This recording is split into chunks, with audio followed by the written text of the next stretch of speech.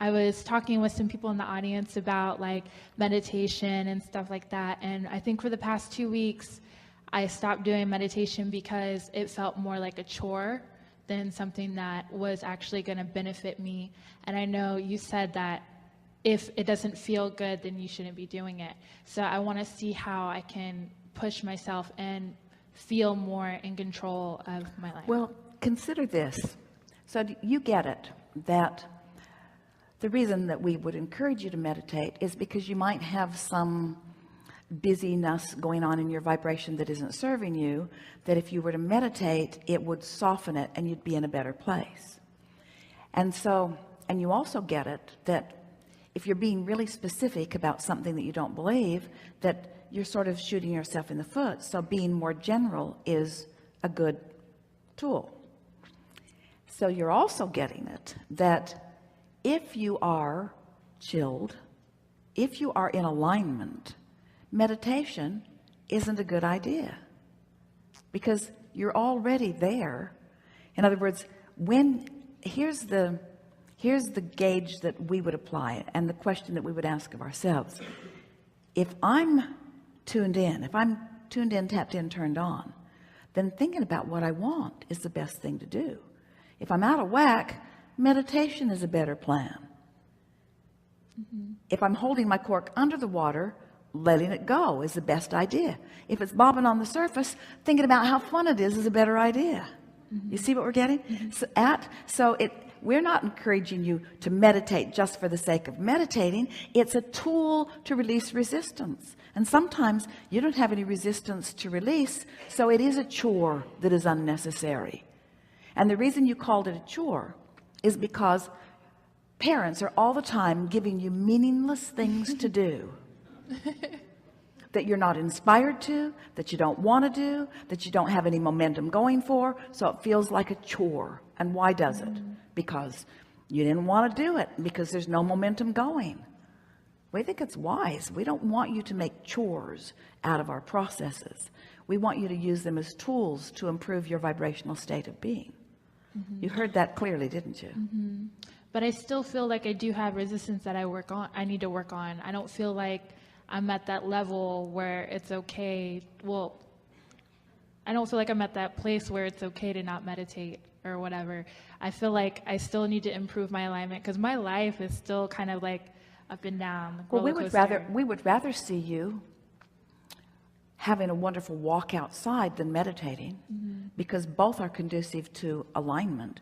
We would rather see you happy about something or appreciating something than meditating, because whether you're meditating or appreciating, there's still no resistance. So just move around in the knowledge that you've found and see what fits this moment and what fits this moment. Sometimes in a conversation, listening's the best thing. Sometimes in a conversation, saying something is better. In other words, there's no right or wrong. Just do your best to apply as much that you know as best you can, and most of all, don't beat up on yourself, because there's a sort of recurring theme in this conversation that goes something like, I should be doing better than I am. And that is what's slowing things down more than anything and making meditation feel like a chore. Also, we don't want you to meditate to fix something that's broken. We want you to meditate because it feels good to release resistance. So what's topsy-turvy? What is it that you want to improve? What matters most? I just want to feel more stability in my emotions. I feel like whenever I get out of whack, I have to kind of just ride it out because I don't know how to fix it in that moment. No one does. Don't try. That's why we came up with that wonderful story. I've just jumped out of an airplane. I'm at 30,000 feet. I have no parachute. What should I do? Hang on, it will be over in a minute. Because there's momentum in it. Just ride it out. But while you're riding it out, don't beat up on yourself about forgetting your parachute. But I have a lot of those kind of moments, and so I feel like there's something that I need to be working on. That's why I feel like I need to be meditating or doing the positive aspects or something like that. All right, beforehand. You've convinced us. You're bad. You should meditate more. You argued for your limitation long enough that we've joined you. there's a piece of the puzzle that's missing is what I'm trying to, I don't know, I'm trying to figure it out. Well, here's the thing. You've got one foot stuck in one world and one foot stuck in the other, in the sense that you get it that it's vibrational, and you get it that you could do something about it, but you also believe in discipline. So and that's why you're calling it a chore. There's this thing that I should do, that if I would do it, I would be better off for doing it. But there's a sort of inner rebellion going on inside of you because you don't like to do chores. So we say, do whatever you want. And you say, no, I should be doing more. And we say, do more. And you say, yeah, but I don't want to be bossed around. And we say, you sort of have to find your place in that. You have to decide how you're going to feel right here and now. And so be kind to yourself in your self-dialogue. Say things to yourself like, I'm doing really well, and I'm understanding this more and more, and it's getting better and better for me. And meditation does serve me, but I don't want to meditate all the time.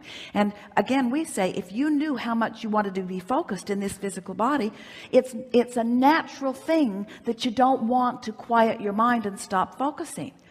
So here's the way we would approach it. I want to focus when I'm feeling good. And when I'm not feeling so good, I want to quiet my mind and meditate in whatever way I can. It's sort of like sometimes you just want to curl up and take a nap. Well, when you feel like that, do it. But you don't want to always curl up and take a nap. Sometimes you want to get out.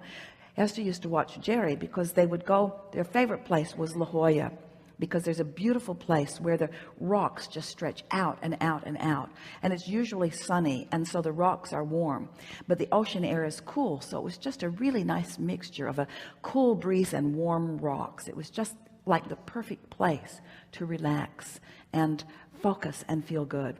So they would go there with the singular intent of just relaxing and feeling good.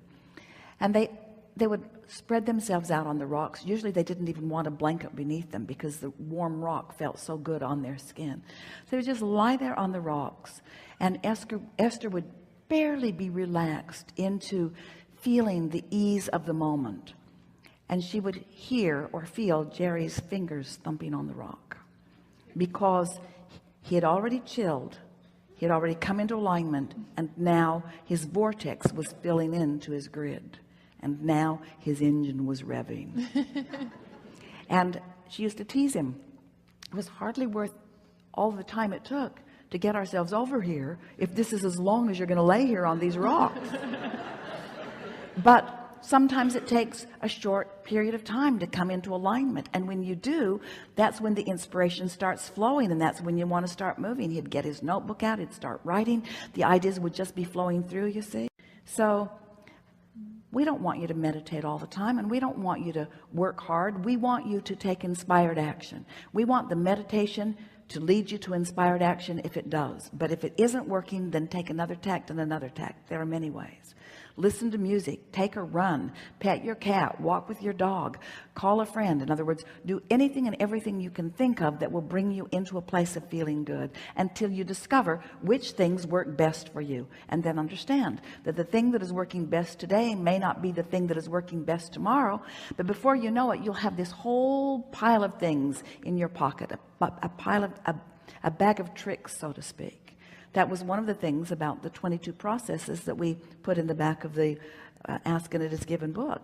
They were written in an understanding that you are at different vibrational frequencies. You are at different relationships to the source within you. And sometimes one process works better than another. So you just have to figure out what works best for you right here and now.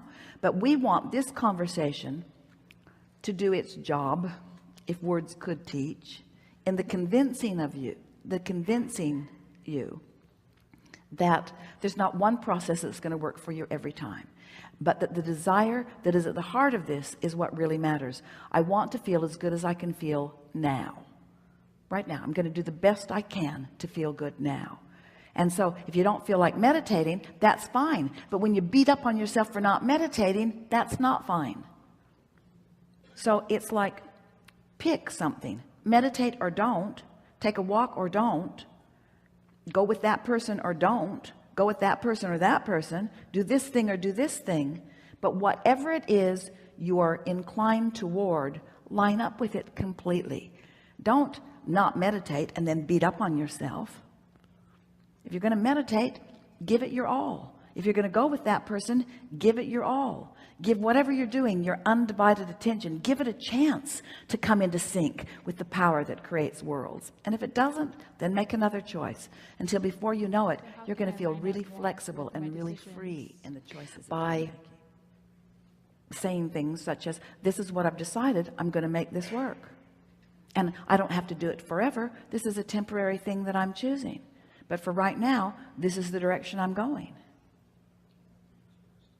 Sort of like Esther standing there at the ticket counter, and they're telling her that this flight isn't going, or it is going, but they're not going on it. Or maybe some of them could go, but for sure their luggage isn't. And in other words, there were many variables. You could do this, you could do this, you could do this, you could do this. So Esther stood there and she contemplated all of the things that were there, and then an idea flowed into her mind, and then she lined up with that idea. The others that were with her could hardly catch her. She wasn't even interested if they were coming with her or not. She was on her way to a rental car. Come if you want. I'm driving to Atlanta. In other words, she was lined up with it, completely lined up with it. Now, it was easy for her to line up with it because she's done it many times, and she's contemplated even about this trip, you see. But things get easier and easier and easier as you line up with them more.